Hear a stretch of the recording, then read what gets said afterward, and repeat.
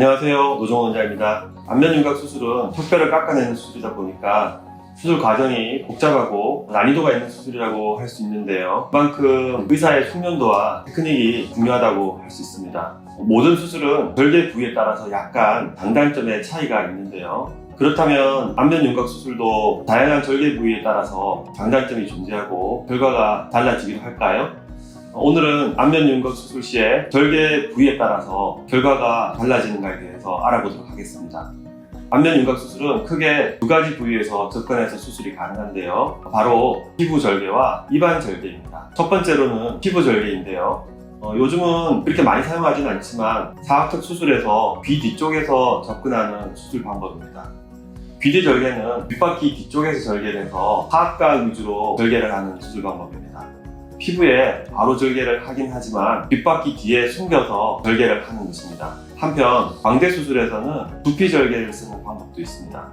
머리카락이 있는 곳에 절개를 해서 보이지 않게 숨겨주는 방법입니다.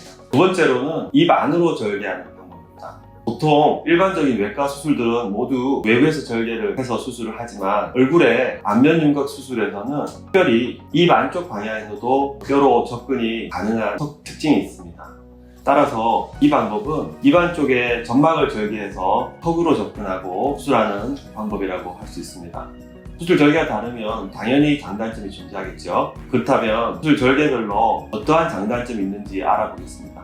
피부 절개의 장점은 상처의 관리가 쉽다는 것입니다. 일반적으로 봉합을 하고 드레싱으로 덮어주면서 외부와 차단해주면서 며칠에 한 번씩 소독해주면 됩니다. 절개 부위가 바깥쪽에 있어서 그 관리가 용이하기 때문에 수술 후에 약간의 진경만 써주면 되는 편리함이 장점이라고 할 수 있습니다.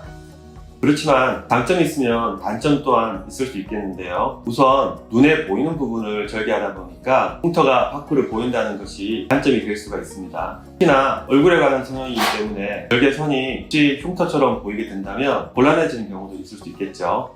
또한 귀 뒤에 절개를 하는 사각턱 수술법인 경우를 예를 들자면 조심해야 할 내용이 조금 더 많은데요. 턱 라인 후방 쪽에는 신경이나 혈관이 많이 지나가기 때문에 이런 부분을 건드리지 않고 피해가면서 수술을 해야 하기 때문에 입안 절개법보다 더 주의를 기울여야 합니다.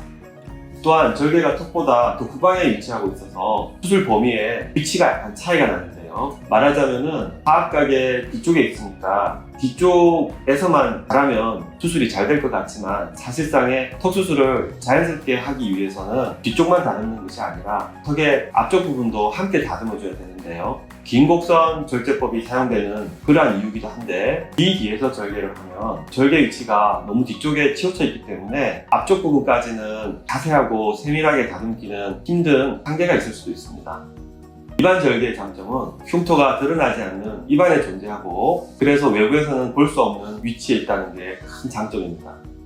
한편 입안으로 수술을 한다고 하면 수술의 시야가 좋지 않을 것 같다 그런 걱정을 하시는 분들이 있는데요. 오히려 반대로 이러한 입안 절개법에 오랫동안 숙련된 의사가 수술의 경험이 쌓이면 오히려 턱 모양을 앞뒤 모두 전체적으로 다 자세하게 관찰할 수 있기 때문에 수술을 하는 데 있어서 오히려 굉장히 유리하고 턱뼈 모양을 세심하게 만들 수 있는 절개법이라고 할 수 있습니다. 아무래도 입안을 수술하니까 침과 물이 닿는 상태이기 때문에 상처를 드레싱해서 덮어준다거나 침으로부터 방어해주는 그런 것들이 안 되는 상황으로 보여서 또 걱정을 하시는 분이 있습니다. 하지만 아주 오래전부터 입안 절개법이 시행되어 왔는데요. 입안의 철저한 소독과 함께 예방적으로 항생제 사용을 해서 지금은 입안 절개에서도 상처의 감염이나 염증의 비율이 거의 없는 정도로 발전되어 왔습니다. 따라서 입안의 봉합 상처에 대해서 수술 후에 일정 기간 동안은 소독액으로 소독을 잘 해주셔야 하고 식사나 음식 섭취도 상처의 회복 과정에서 약간 조심스러운 관리를 잘 해주신다면 매우 안전하게 회복하실 수 있습니다. 사실 의학이 발전해 오면서 처음에는 귀 뒤 절개법으로 수술이 시행된 적도 있지만 이후에는 더 발전하면서 현재 대부분의 수술들은 입안 절개를 훨씬 더 많이 사용하고 있는 실정입니다. 어떻게 보면 맞고 어떻게 보면 다 맞지 않는 말이라고 할 수 있는데요. 우선에 턱뼈를 깎는 접근 방법으로 생각해보면 말씀드렸듯이 귀 뒤 절개는 앞쪽 방향의 턱은 깎기가 힘들기 때문에 수술 결과에 영향을 미칠 수도 있다고 말씀드렸습니다. 우리가 턱수술을 할 때 조심해야 하는 신경 또한 앞쪽으로 갈수록 좀 더 세밀하게 조심해야 되는 위치에 있게 되는데요. 이쪽은 수술할 때 좀 더 잘 보여야 하고 자세하고 안전하게 수술이 되어야 합니다. 따라서 이러한 부분을 수술을 더 잘하려면 입안절개법이 수술 시야가 더 좋아서 유리한 편입니다. 또한 수술의 위치적인 확률로 볼 때에 귀 뒤쪽에서 수술을 하는 것은 목과 가까운 쪽이기 때문에 중요한 혈관이나 신경을 좀 더 가까이 두고 수술하게 되는 반면에 입안절개법은 그와 반대 방향에서 수술하므로 오히려 수술하는 것이 심리적으로나 기술적으로 좀 더 안전한 확률을 갖고 있다고 말해드릴 수도 있습니다.